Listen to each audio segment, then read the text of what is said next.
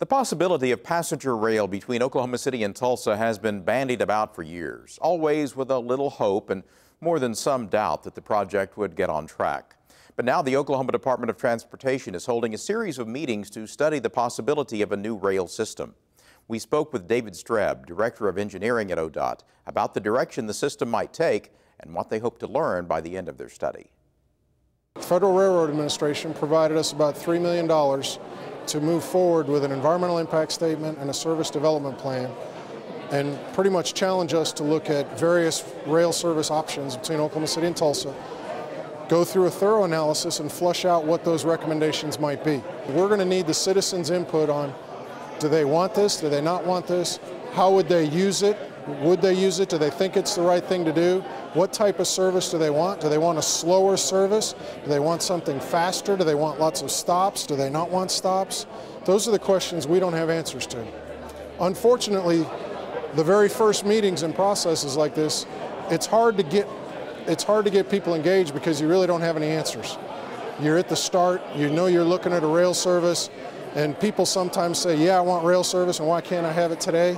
And it sometimes frustrates them to see the thorough analysis we have to go through. If the recommendation ends up being running a slower train on an existing rail line, I think you could do something faster, but you may not have as many riders. If the recommendation is to build a new line at a much higher speed without the conflicts and maybe get more riders, that's going to take longer and probably come at an additional cost. There's two costs involved. One is the matching cost to build the rail line, whatever that is. The cost to Oklahomans is how much does it cost to operate that train forever?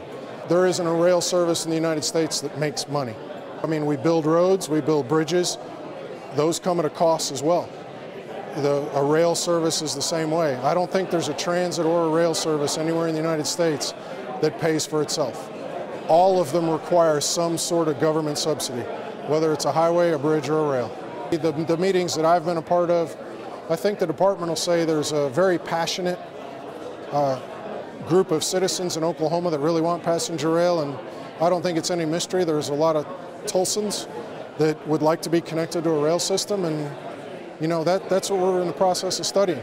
We want to do our best to keep the interest up, and we know anytime you're looking at something very long range, it's very difficult to get citizens involved and keep them engaged, and that's something we're going to try to work hard to do. It took a long time for the Heartland Flyer to come back, to get rail service back, and you know, we're very compassionate towards the fact that, you know, we're looking at connecting the two most populous centers in the state of Oklahoma.